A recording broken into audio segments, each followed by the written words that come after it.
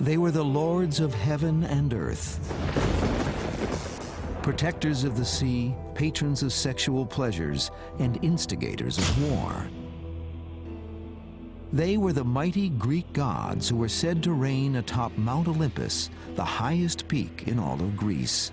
Their names are almost as familiar today as they were thousands of years ago, names such as Zeus, Poseidon, Apollo, and Aphrodite.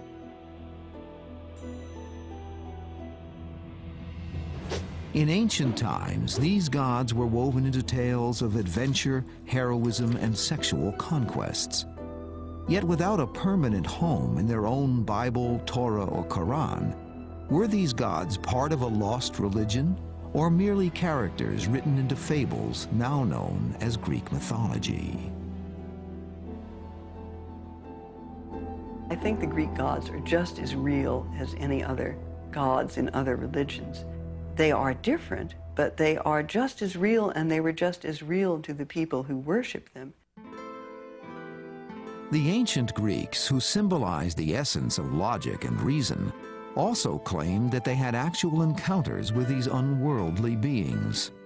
Mortal women claimed to have borne the sons of gods.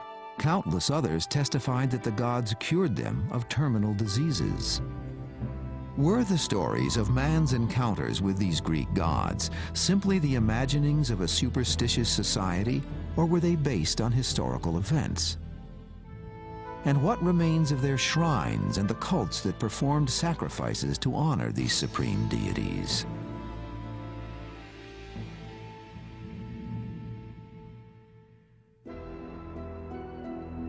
The origins of the Greek gods were handed down by colorful storytellers, Greek art, and through the ancient poet Homer, whose classic books, the Iliad and the Odyssey, captured the tremendous powers of these alluring divinities.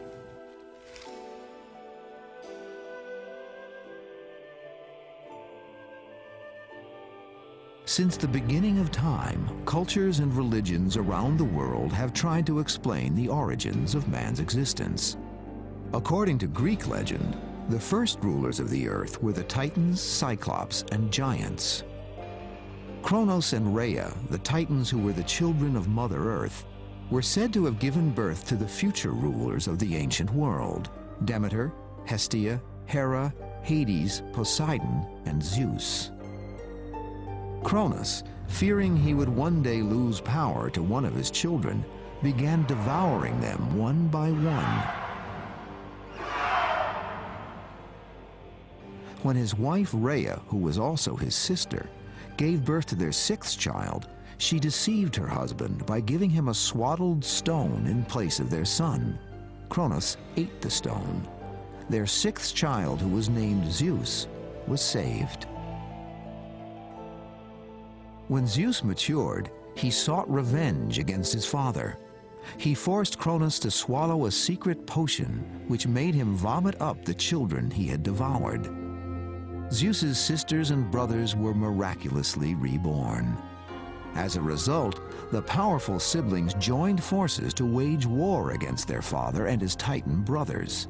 In the infamous Battle of the Titans, Kronos and his brothers were bound in chains and hurled into oblivion.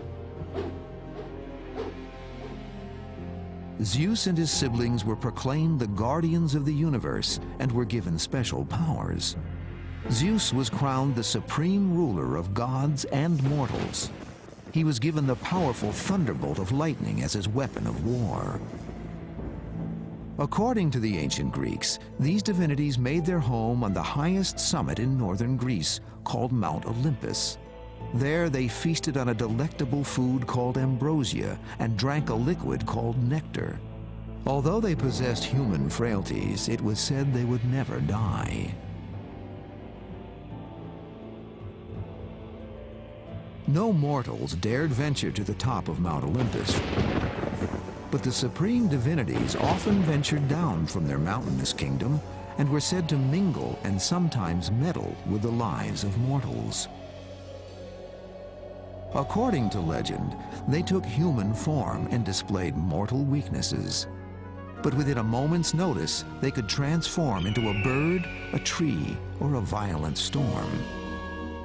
Of all the gods, Zeus exhibited the most grandeur. According to the earliest records, ancient Greeks prayed to him for good luck, to take vengeance on their enemies, or end a drought. Such esteem led many Greeks to claim that they were divine descendants of Zeus. When Zeus interacts with mortals, it's primarily in the he's a kind of celestial Don Giovanni. I mean, it's primarily in the form of amorous conquests. Zeus was said to have had a sexual appetite for mortal women as well as goddesses. But the attentions of Zeus seemed more a source of pride than of shame. They seemed to think that this was wonderful because it meant that they would give birth to a child who would live, who would be significant, who would be important, who would be strong and look after them. Zeus's philandering infuriated his wife Hera, who was the protector of marriage and family. As a result, she took revenge on his lovers. Mortal men, on the other hand, followed Zeus's example by making it legal to take up mistresses and seek out prostitutes. Zeus was held in great honor. The ancient Greeks built many temples to him all over Greece. Some sites were said to have been chosen because of an epiphany, where a human witnessed the appearance of a god. Other sites were chosen because lightning had struck the area. One of the sanctuaries dedicated to Zeus was in the city of Olympia. Amidst this graveyard of rubble once stood the splendid temple of Zeus that enshrined a giant 40-foot statue of the god sculpted out of gold and ivory. The image was said to be so magnificent that it was declared the seventh wonder of the ancient world. To pay further tribute to Zeus, the ancient Greeks established the first festival of athletic competitions, called the Olympic Games. Beginning in the year 776 BC and held every 4 years thereafter, the city of Olympia honored Zeus with these contests and with the sacrifice of animals. After the sacrifices, priests collected the blood of the animals and splattered it onto an altar. Smoke usually filled the gilded shrine that was swarming with flies.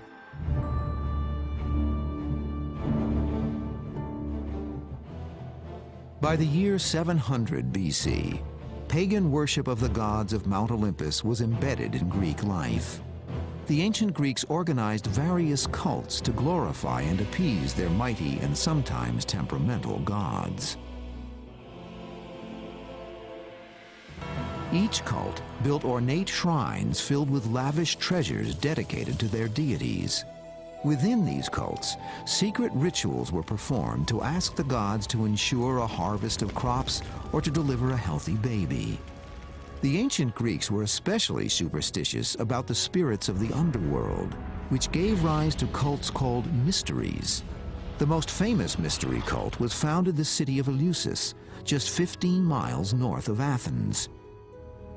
It was here that the secret Eleusinian mysteries evolved to honor the goddess Demeter. Spawned in the fertile farmlands of Greece, the Eleusinian mysteries attracted followers from all over the Mediterranean. It was a society shrouded in secrecy. Demeter, the goddess of grain and everything that grows, protected farmers' crops and assured an abundant harvest. Demeter was also the proud mother of a beautiful daughter named Persephone. Legend says that one day while Persephone was picking flowers, the earth suddenly opened up and Hades, the lord of the underworld, emerged and dragged the young maiden down into the dark bowels of the lower world. Demeter was horrified. For 9 days and nights she searched the world over for her 14-year-old daughter. In her anguish and grief, Demeter neglected the crops of the world and farmers' fields became barren. Although this meant turning on another god, the supreme ruler Zeus intervened. Hades agreed that Persephone would be returned to Earth if she hadn't eaten any food while in the lower kingdom. But Hades tricked Persephone into eating pomegranate seeds. As a consequence, Persephone was forced to spend 3 months of each year in the lower world, but the other 9 months she could spend on Earth with her mother.